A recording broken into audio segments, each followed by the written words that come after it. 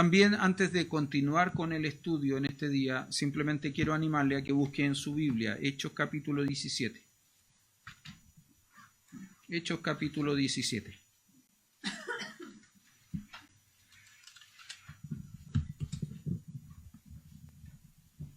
¿Sí? En el marco del segundo viaje misionero del apóstol Pablo, esta vez acompañado por Silas, ellos pasaron por varias ciudades. Pasaron por Tesalónica, pasaron por Atenas, pero entre medio pasaron por una pequeña ciudad llamada Berea. Y en Berea, el testimonio del Espíritu Santo por medio del apóstol Pablo respecto de los hermanos de Berea fue un testimonio bien particular. Capítulo 17, verso 10 dice lo siguiente: inmediatamente los hermanos enviaron de noche a Pablo y a Silas hasta Berea, y ellos, habiendo llegado, entraron en la sinagoga de los judíos. La gente de Berea, ¿no es cierto?, eran más nobles que los que estaban en Tesalónica, pues recibieron la palabra con toda solicitud, escudriñando cada día las Escrituras para ver si estas cosas eran así. Así que creyeron muchos de ellos, y mujeres griegas de distinción, y no pocos hombres. Ahora, ¿quiénes eran los nobles? Según el texto, ¿quiénes eran más nobles que los de Tesalónica? Los de Berea, pero particularmente de los de Berea, ¿quiénes? No, ellos vienen a... Los judíos que estaban en la sinagoga, porque ellos llegan a una sinagoga. Ahora, estos hombres judíos que estaban en la sinagoga de Berea fueron más nobles que los de Tesalónica. ¿Por qué? Verso 11 nos dice por qué no. Primero, recibieron la palabra con toda solicitud, ¿no es cierto? O sea, se dispusieron a recibir la palabra. La solicitud tiene que ver con eso. Habla de disposición. La disposición a recibir lo que se le está enseñando. Pero algo más. No solo recibieron la palabra con toda solicitud, tuvieron buena disposición, sino que además ellos iban a sus casas y se dedicaron a escudriñar en las escrituras que ellos tenían, si es que lo que Pablo y Silas estaban enseñando se ajustaba verdaderamente a lo que las escrituras enseñaban. Hermano, la nobleza de un creyente se determina no por su credulidad al predicador de moda, al teólogo reconocido.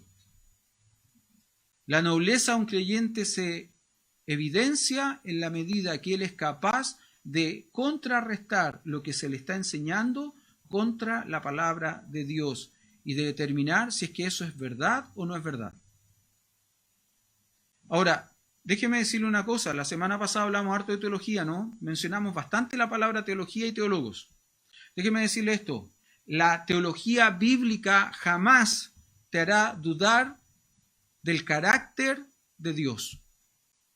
La teología bíblica jamás te hará pensar que Dios tal vez no es bueno, que tal vez no es bondadoso, que tal vez no es sabio, que tal vez no es santo. Nunca la teología bíblica te va a hacer dudar respecto de el carácter santo de Dios. Como hemos dicho, o como dijimos en alguna clase escuela bíblica dominical hace algunas semanas atrás, no hay ningún atributo divino que sea más importante que otro. Yo no puedo decir que Dios es más santo que sabio, o que Dios es más justo que amor, que Dios es más omnisciente que omnipresente. No puedo decir eso. Pero evidentemente en las distintas circunstancias de la vida de un creyente, un atributo divino se va a hacer más evidente que otro. Es como el fruto del Espíritu. El fruto del Espíritu es amor, gozo, paz, paciencia, benignidad, etcétera, etcétera, ¿no? Ahora, ¿usted siempre es amor? ¿Usted siempre es gozo? ¿Usted siempre es paz? ¿Usted siempre es benignidad? No.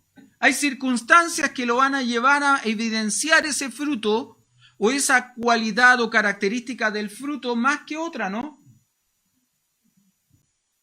Miraba a una señorita tejiendo hojitas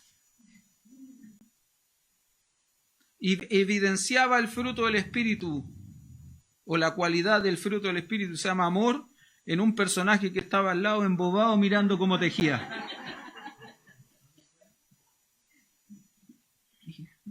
Embobado ahí mirando cómo tejía. Ahora, yo entiendo que en algún momento en la señorita se va a evidenciar el fruto llamado paciencia hacia ese muchacho. ¿Por qué estoy diciendo esto? ¿Por qué estoy mencionando esto? Porque ninguna teología bíblica te va a hacer dudar de la bondad de Dios. Y el propósito de este estudio, de esta serie de estudios, lo que estamos estudiando estos días, no es que usted dude. No es que dude.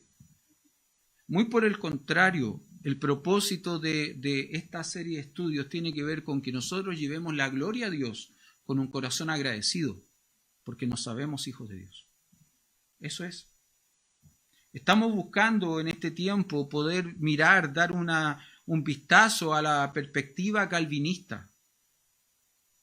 Lógicamente alguien me preguntaba, pastor, ¿esto es lo que nosotros creemos como iglesia? Y yo le dije, espera hasta la última predicación de la serie, ¿no? Ahí supuestamente yo voy a revelar me voy a quitar la careta. Porque déjeme decir una cosa, lógicamente lo que creemos como iglesia está muy determinado por lo que yo enseño como pastor. Si mal que mal, yo soy el que estoy predicando domingo a domingo. Soy el que está enseñando y soy el que converso con quienes enseñan, preguntando, bueno, y de pronto haciendo algunas cosas o diciendo algunas cosas que creo que es necesaria decir. Entonces, si usted me dice, porque yo siento, ¿no?, que hay como una tendencia, pero ¿será que ¿es o no es? ¿Cree o no cree? Yo sé, por ejemplo, que el domingo pasado, mientras las hermanas estaban en su breve reunión de damas, ¿no es cierto? Esa breve reunión de damas que era por 2 minutos y se extendió por casi 30 minutos. ¿Cómo que mentira? Te escuché. Tengo la capacidad de hacer 2 cosas.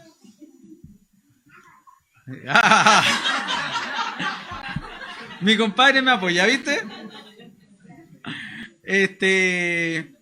Yo sé que mientras las hermanas estaban aquí en reunión, los teólogos estaban allá afuera discutiendo, ¿no? Debatiendo. Estaban allá. Y uno de los cuestionamientos era, bueno, ¿y si Dios elige para salvación, qué hacemos nosotros? ¿No hacemos nada? No sé, si usted se considera un títere, si usted se considera un robot. Pero creo que eso no es lo que enseña la Biblia. La Biblia habla claramente de la elección de Dios para salvación, claramente. No es algo que yo pueda evitar, Mire, a mí me encantaría poder sacar esas páginas de la Biblia y decir, ya, este tema que es difícil, que es complicado, mejor lo sacamos, ¿no es cierto? Yo sacaría, por ejemplo, Romanos 16, 1 o 2, no me acuerdo cuál de los dos es. ¿Puedes buscarlo, Juan? Romanos 16, 1 y 2. Yo sacaría ese texto, por ejemplo, que es un texto complicado. Ese no era. Dije Romano. El anterior ya.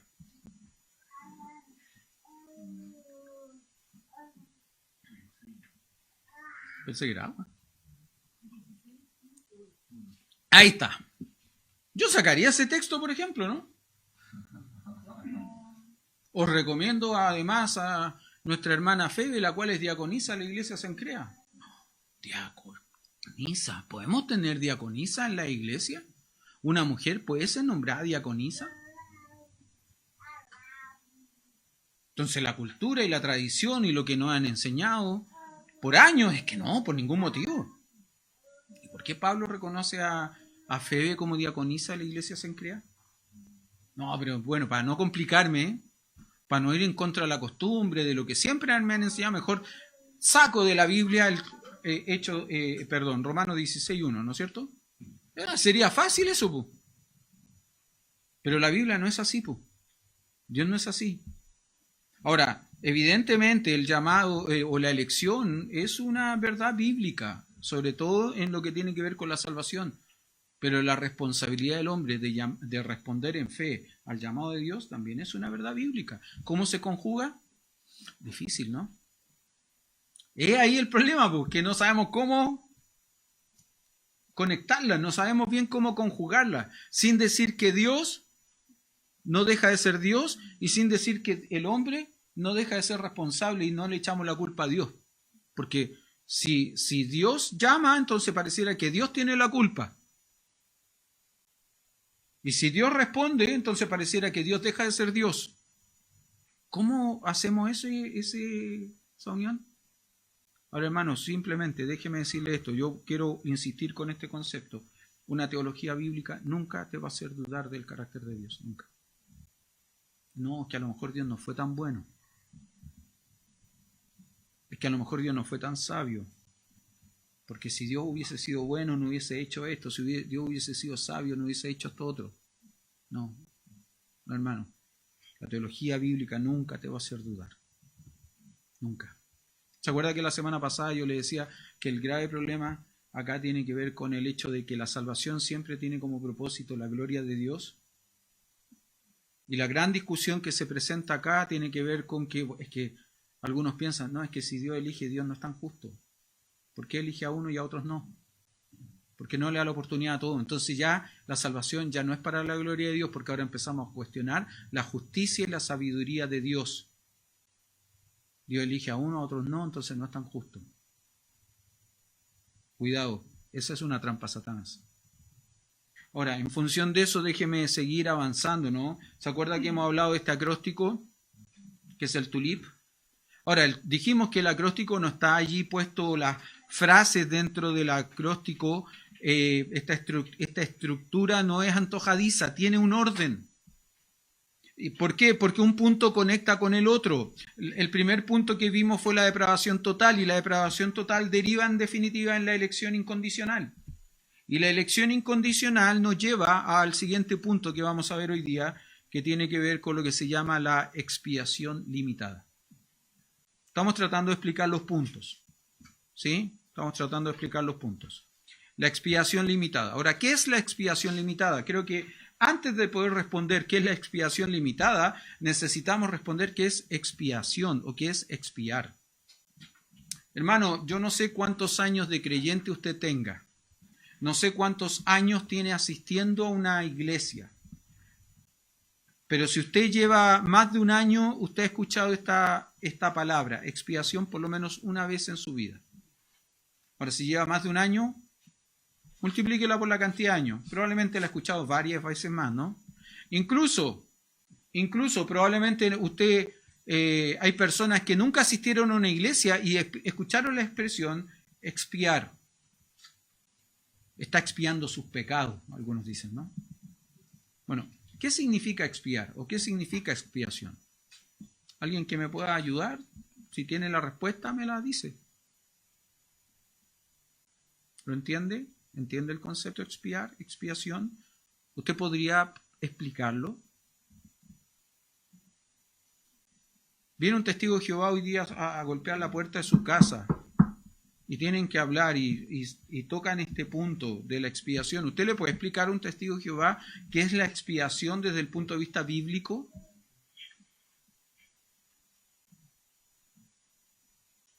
¿No? ¿Sí? ¿No?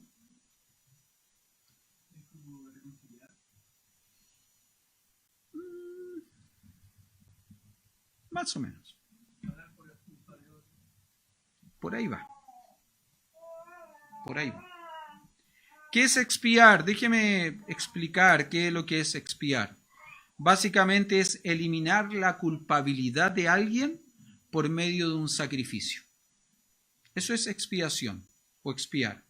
Pagar por las culpas de alguien por medio de un sacrificio. En el Antiguo Testamento era por medio del sacrificio de algunos animales, ¿verdad? Una vez al año, ¿no es cierto? Se expiaban las culpas de todo el pueblo, de toda la nación, por medio del sacrificio de un animal. Pero a partir de la cruz de Cristo, la expiación ya no es a través de un animal, sino a través de una persona, Jesucristo. Ahora, ¿por qué Jesucristo pudo expiar las culpas de la humanidad? Por algo que mencionó hoy día en la mañana hermano Edgar. Al que no conoció pecado, por nosotros lo hizo pecado, para que nosotros fuésemos hechos justicia de Dios en él. ¿Por qué Jesucristo puede expiar las culpas de todos nosotros?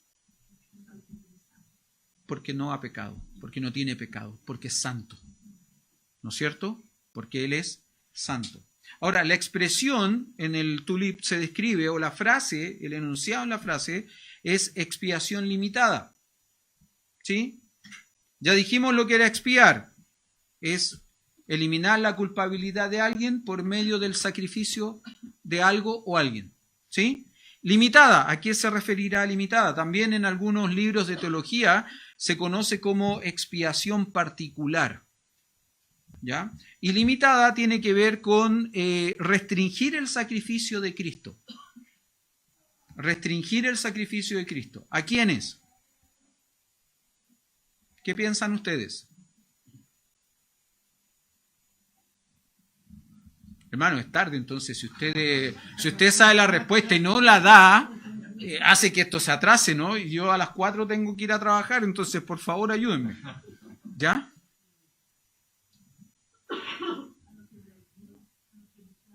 A los que eligió. Olvidémonos de predestinó. ¿Ya? Porque ya explicamos lo que era predestinar, ¿se acuerdan? Entonces, en un sentido, ¿qué es lo que plantea la postura calvinista? Dice lo siguiente: en realidad Cristo, con su sacrificio, con su muerte, no expió a todos. Solo expió a un grupo selecto.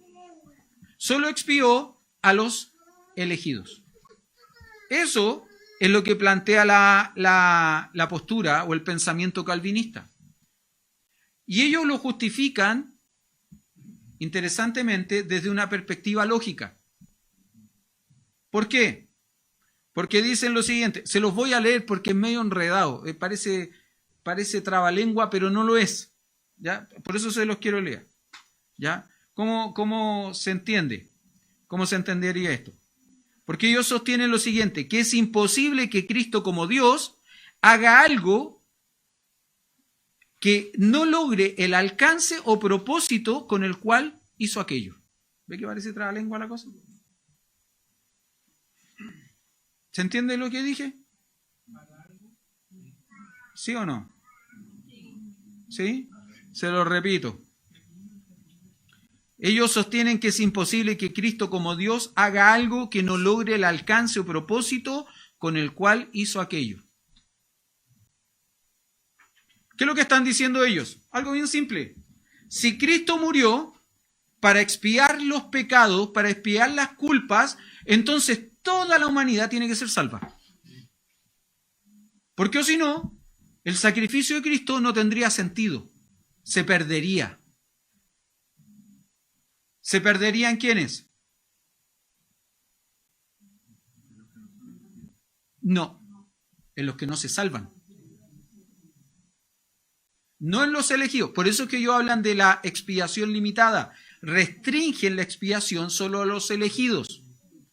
Si Cristo murió para expiar el pecado de todo el mundo, de todos los hombres, y hay algunos que se pierden, entonces su sacrificio se pierde o no es efectivo en los que se pierden, no en los elegidos.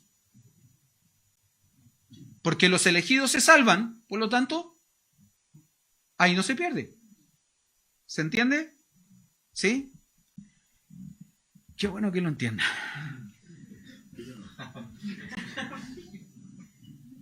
¿Qué es lo que plantean en un sentido? Ellos dicen lo siguiente: si Cristo murió por todos, entonces todos deberían ser salvos. Pero la Biblia nos dice otra cosa. La Biblia nos dice claramente que no todos son salvos. ¿Quiénes son salvos? Aquellos que en fe creen en la obra redentora de Cristo. Alguien me decía hoy día que ella tenía la creencia de que los calvinistas no creían en la fe. No, sí creen en la fe. ¿Se acuerda que dijimos que ellos tienen una base sobre la cual estructuran la doctrina hacia arriba? Y esa base es la soberanía, la predestinación y la fe. Ellos creen en la fe.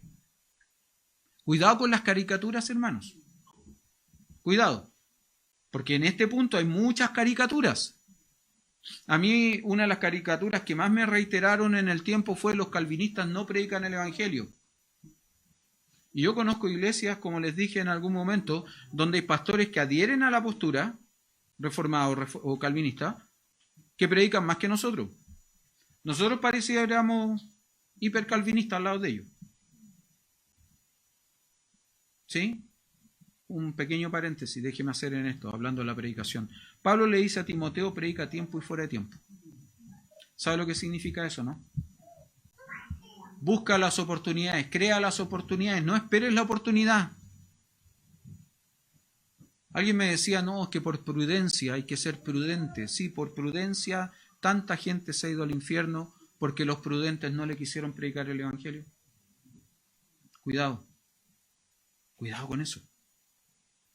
Cuidado. Es responsabilidad de cada uno de nosotros predicar el Evangelio a quien corresponda, a quien tengamos a nuestro alrededor. Déjeme seguir. Cierro ahí el paréntesis, ¿no? Ahora, ¿cómo justifica el pensamiento calvinista esta postura de la expiación limitada? Gracias Iván. ¿Cómo la justifica? Creo yo que a partir de una mala interpretación de ciertos pasajes. Pasajes que sacan del contexto general del pasaje. Por ejemplo, mire por favor conmigo, Mateo capítulo 1, verso 21. Mateo capítulo 1, verso 21.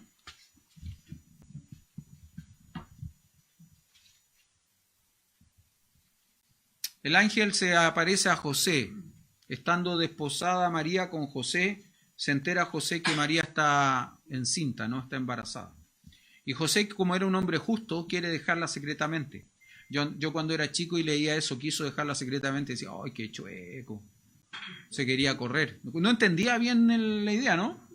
Y después con el tiempo entendí, a medida que fui aprendiendo y aprendí un poco acerca de la cultura, la ley mosaica, entendí que no era chueco, que era justo. ¿Por qué la quería dejar secretamente? Porque la otra opción era hacerlo público. ¿Y qué pasaba con María si lo hacía público? La apedreaban. Y como José la quería, la amaba, no quiso que pasara esto, quiso salir secretamente. Ahora, en este contexto, se aparece un ángel a José y le explica algunas cosas. Y miren lo que dice en Mateo capítulo 1, verso 21. Y dará a luz un hijo y llamará su nombre Jesús, porque él salvará a su pueblo de sus pecados. ¿A quién salvará Jesús? A su pueblo, ¿ve? Entonces ahí está restringido al pueblo. No es para todo el mundo, es para un pueblo, para su pueblo de elegidos. Sí, pero pierden de vista algo, el contexto general. Y la importancia aquí, el énfasis en este texto, no está en que salvará a su pueblo de sus pecados, sino en el nombre que recibirá. Llamará su nombre Jesús. ¿Por qué? Porque ¿qué significa Jesús? Salvador. Jesús es el hebreo Josué, que significa Jehová salva o Dios salva. Ese es el énfasis. No es a quién ha de salvar un grupo pequeño selecto, sino que se llamará de esta manera porque hará algo, será un salvador que salvará. Ese es el énfasis. Otro pasaje que creo yo que está sacado de su contexto está en Mateo capítulo 10, verso 11. Mateo capítulo 10, verso 11. Yo no sé si en sus Biblias sobre el 7 tiene algún título.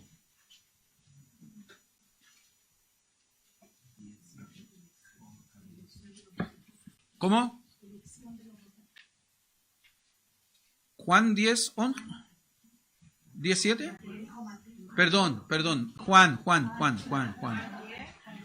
Juan. Los quiero confundir.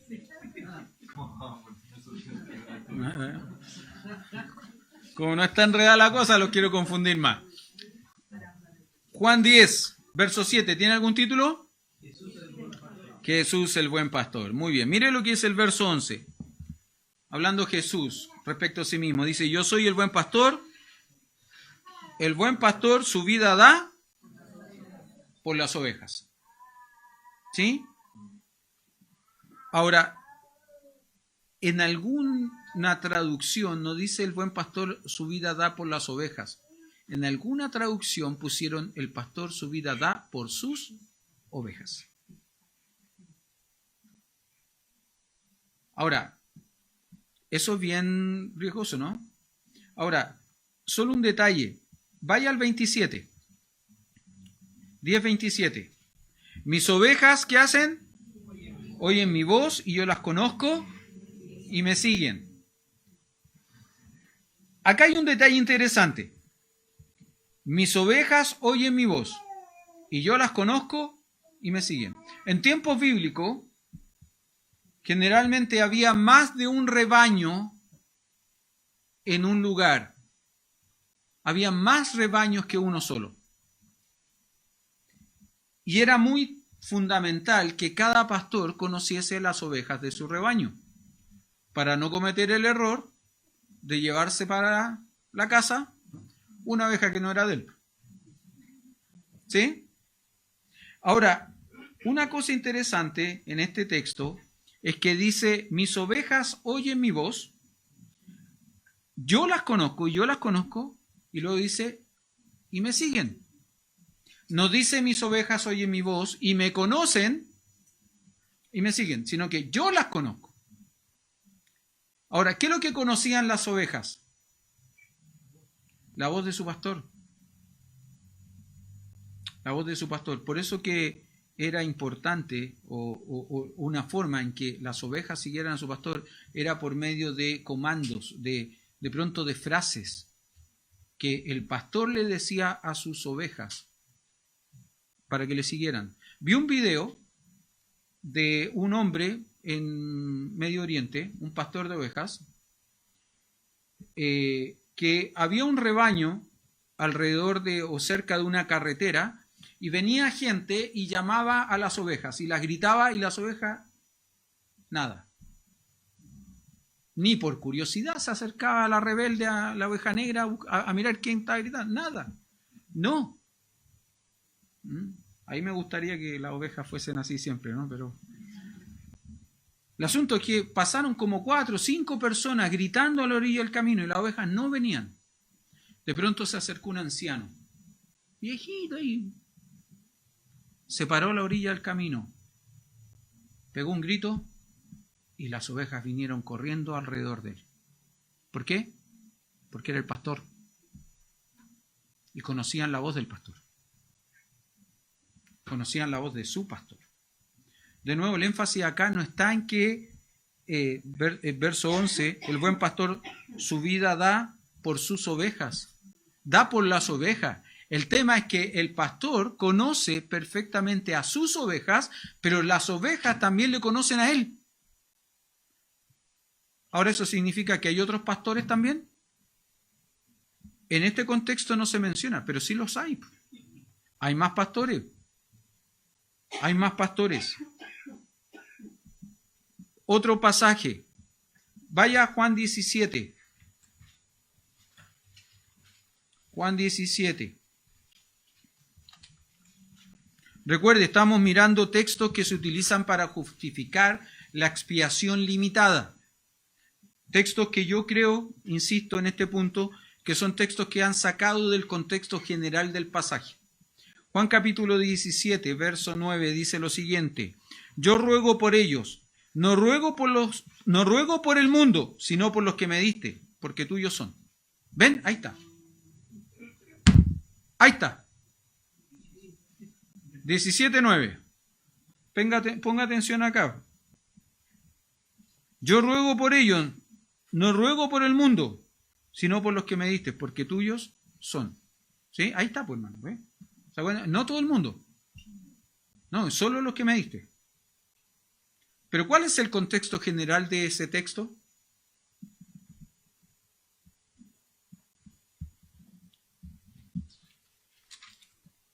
¿Tiene título el 17 en su Biblia? Jesús ora por sus discípulos. Y en ese sentido, lógico, Jesús no va a orar por todo el mundo, porque Él va a orar solo por sus discípulos y va a pedir cosas específicas por sus discípulos. Fíjese que Él agrupa sus peticiones en 3 peticiones para 2 grupos. La primera petición está en el verso 11. Para que sean uno, así como nosotros. Esa es la primera petición de Cristo. Que sus discípulos sean uno como como ellos, como Dios el Padre, Dios el Hijo, Dios el Espíritu Santo.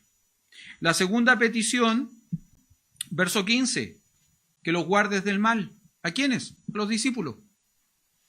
¿Está orando por todo el mundo? ¿Guarda a todo el mundo del mal? ¿Haz que todo el mundo sea uno? No, sus discípulos. Verso 17, santifícalos en tu verdad. Tu palabra es verdad, que mis discípulos sean santos. Y para eso usa tu palabra. Pero fíjese que a partir del verso 20, cambia los destinatarios de la oración. Porque al principio son sus discípulos, la primera generación. A partir del 20 ya no son sus discípulos la primera generación, sino los que van a creer por el testimonio de la primera generación. Más, verso 20, no ruego solamente por estos, sino también por los que han de creer en mí por la palabra de Dios. Y fíjese qué interesante. Porque la primera petición que hace ahora por este segundo grupo, ¿cuál es? Verso 21, para que todos sean uno. El Señor Jesús nos conocía perfectamente y sabe que donde hay 2 o 3 congregados en su nombre, hay posibilidad de que hayan 2 o 3 conflictos. Entonces, ¿qué es lo que hace el Señor Jesús? Ora por la unidad de los primeros discípulos, pero también ora por la unidad de los que vendrán después, para que sean uno. Pero no es lo único, ¿no? Verso 24. Padre, aquellos que me has dado, quiero que donde yo estoy también ellos estén. Y esa es la petición. Yo quiero que ellos vayan a estar conmigo. Verso 26. Para que el amor con que me has amado esté en ellos y yo en ellos. ¿Se da cuenta? ¿Se da cuenta que el énfasis no está en que Cristo murió por unos pocos y por esos pocos voy a orar? No. Él está haciendo una distinción, está orando por sus discípulos, por aquellos que le siguen, por aquellos que han creído en Él en fe. Por ellos está orando. Y el énfasis está en la oración, no está en el grupo. Algo más, otro texto. Efesios capítulo 5, verso 25. Dice, Cristo amó a la iglesia y se entregó a sí mismo por ella. ¿Sí? Entonces, ¿Cristo a quién amó? ¿A todo el mundo? No, solo a la iglesia. Y se entregó a sí mismo por ella. Pero se pierde de vista no el contexto general, ¿no? Y el contexto general está hablando de las relaciones interpersonales en la vida cristiana. Y a partir del verso 21 comienza hablando de las relaciones matrimoniales, luego va a hablar de las relaciones de padre e hijo, luego va a hablar de las relaciones de amo y esclavo y después de esclavo y amo.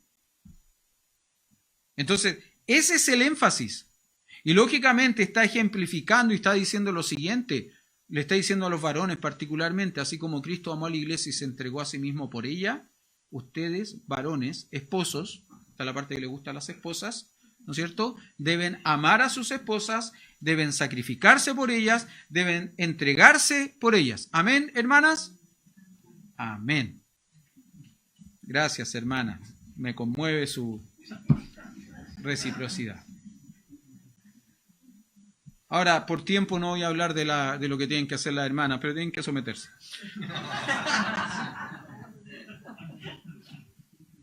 ¿Sí? Tienen que someterse nomás y listo.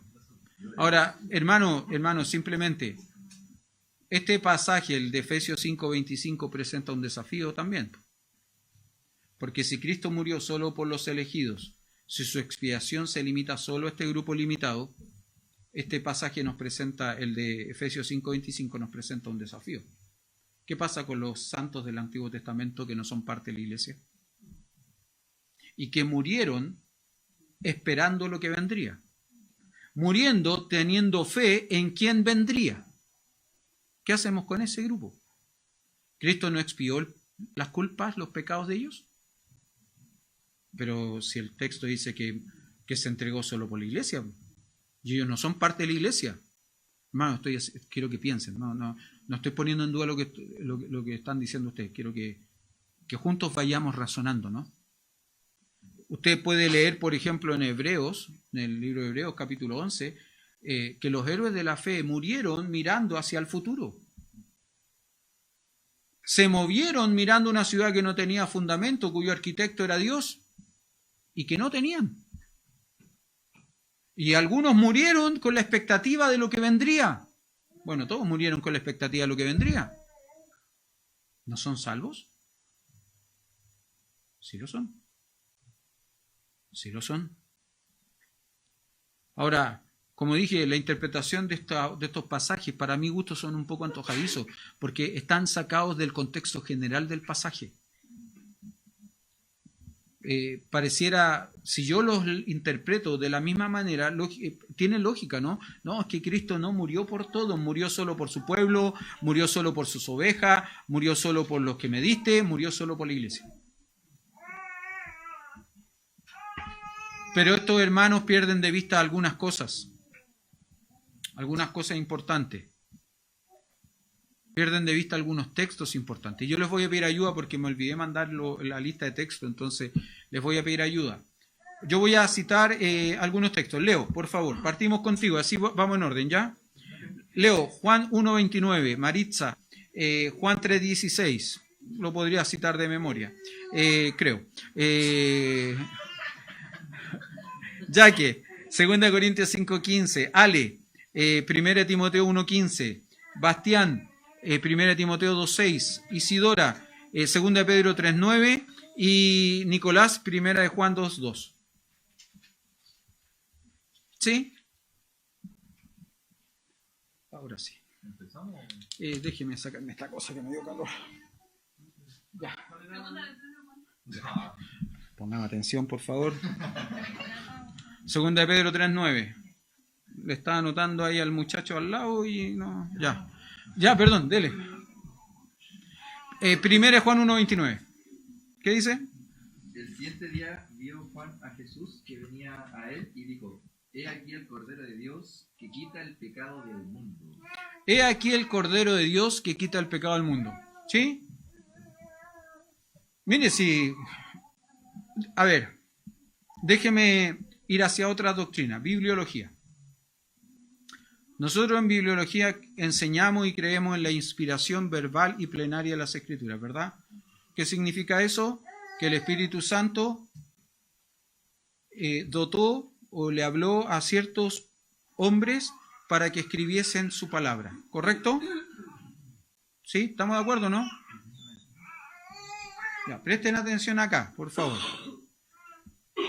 Nosotros creemos en la inspiración verbal y plenaria de la Escritura, o sea que el Espíritu Santo inspiró lo que está escrito en nuestras Biblias como la palabra de Dios, ¿sí?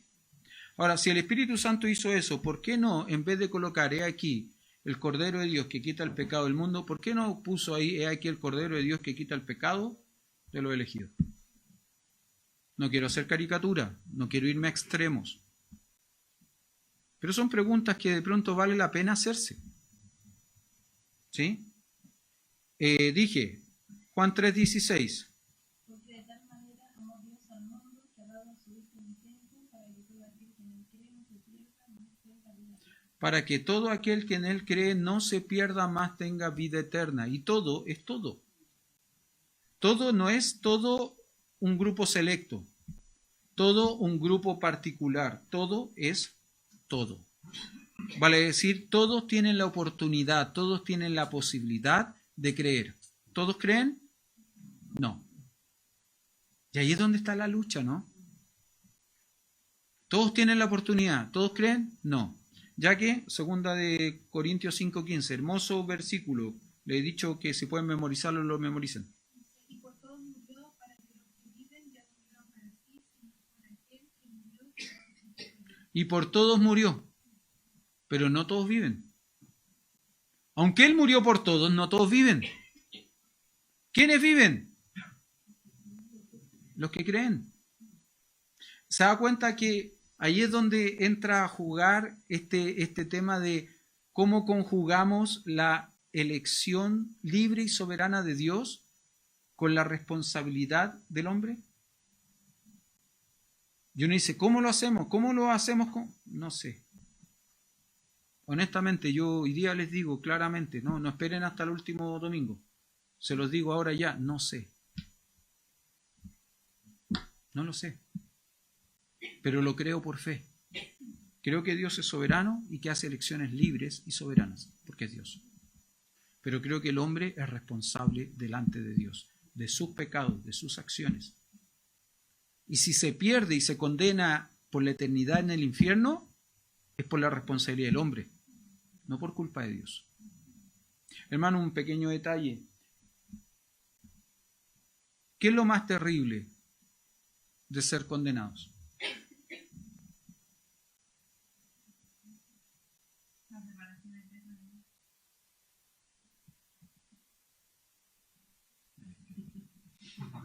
Hermano, no es el infierno.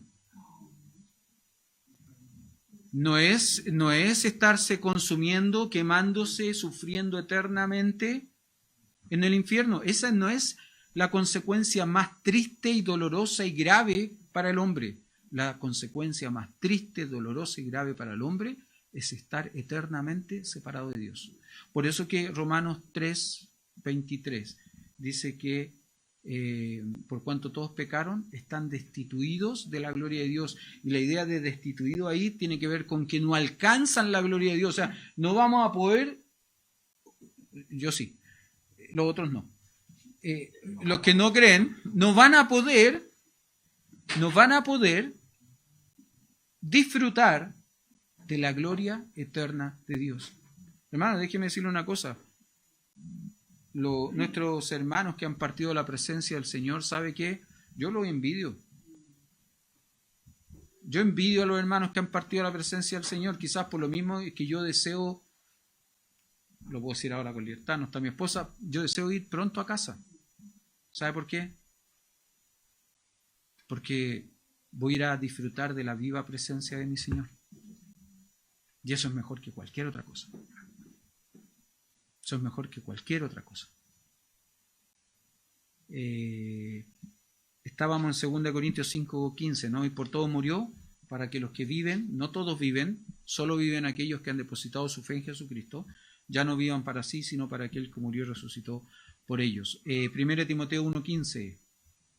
Alex, Sandra. Dice, palabra fiel, digna de ser recibida por todos, que Cristo Jesús vino al mundo para salvar a los pecadores, de los cuales yo soy el primero. O sea, Dios es sádico. Perdón, no quiero ofender a nadie con lo que estoy diciendo. Espero que no se malinterprete como una herejía. Pero Dios es sádico, ¿no? Porque quiere que todo el mundo sepa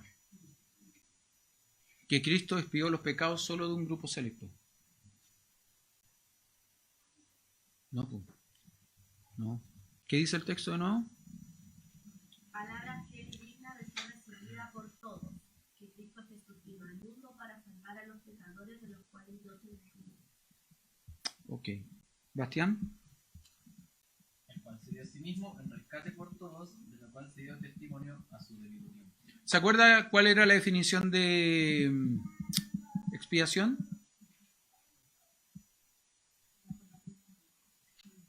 Pagar, ¿no es cierto?, por la culpabilidad o la culpa de otro. Que alguien pague, ¿no es cierto? Se dio en rescate, ¿por quién? Por todo. Y tiene que ver con redención. Recuerde que la redención es pagar el precio de un rescate, ¿no? Cristo hizo eso. 2 Pedro 3:9. ¿Qué lo tenía? El Señor no retarda su promesa, según algunos la tienen por tardanza, sino que es paciente con nosotros, no queriendo que ninguno perezca, sino que todos procedan al arrepentimiento. El Señor es paciente, no queriendo que ninguno perezca, sino que todos procedan al arrepentimiento.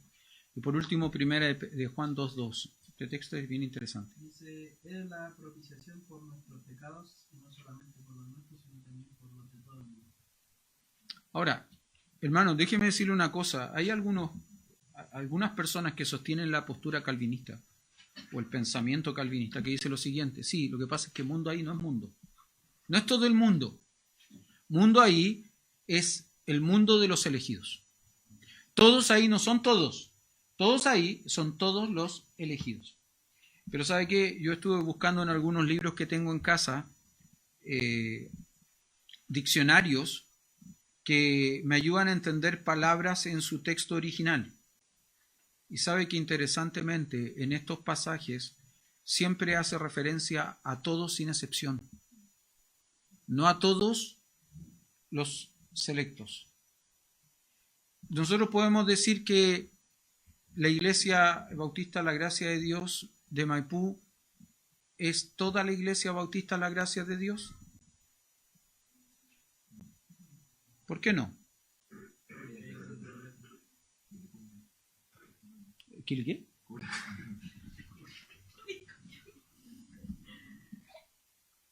¿Podemos decir que la Iglesia Bautista La Gracia de Dios de Maipú es toda la Iglesia Bautista La Gracia de Dios? No, pero sí podemos decir que es toda la Iglesia Bautista La Gracia de Dios de Maipú. El domingo fui a la iglesia de Buin, ¿se acuerda que les conté? Y el hermano que estaba dirigiendo, en un momento dijo, no, ya no puedo decir más que esta es la mejor iglesia porque está el pastor Gonzalo y se puede ofender. ¿Sí? Entonces cuando me tocó pasar a predicar, yo dije, bueno, estoy alegre de estar en una de las dos mejores iglesias del sector sur de Santiago. ¿Sí? Porque la otra es la de San Bernardo, les dije. Porque si hablamos de la mejor iglesia del sector poniente, ahí estamos hablando de mi iglesia, ¿no? Ahora, ¿por qué estoy diciendo esto? Porque esta gente que tiene este pensamiento, ellos sostienen lo siguiente: todo no es todo, todo es un grupo selecto.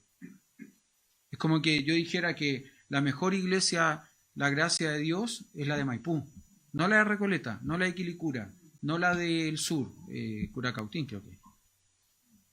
No son esas iglesias, es Maipú. Ese es el grupo selecto. Ahí están los santos y fieles. Amén.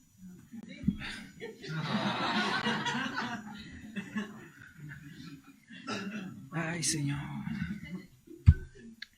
Bueno. Es el grupo.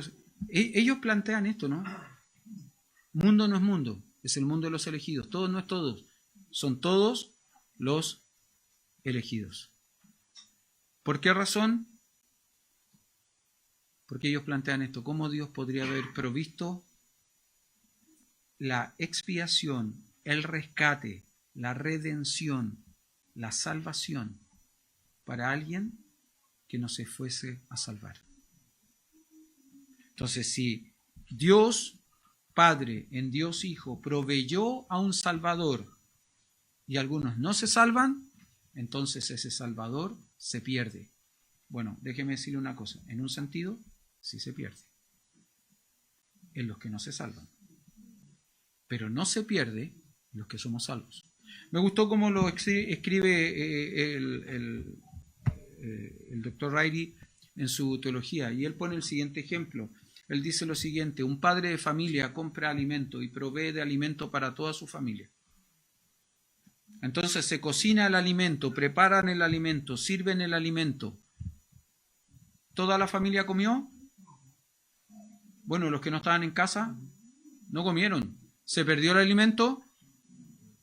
En un sentido, en los que no estaban, sí se perdió. Pero el Padre proveyó del alimento para todos por igual. Ahora, el que no estaba, se la perdió nomás, ¿no es cierto? Bueno, lo mismo pasa con la expiación o con la salvación en la persona de Jesucristo. Lo mismo pasa con la persona de Jesucristo. Hermano, déjeme terminar, porque ya es tarde. Déjeme terminar y déjeme insistirle con esto. La teología bíblica no siembra dudas respecto al carácter de Dios. Dios es bueno, Dios es sabio, Dios es bondadoso. Dios no se equivoca. Dios no se equivoca. Y déjeme definirme hoy día, para no esperar hasta el próximo domingo, respecto de este punto. Los otros quedan para el próximo semana. Pero respecto a este punto, yo no estoy de acuerdo con lo que plantea la doctrina calvinista.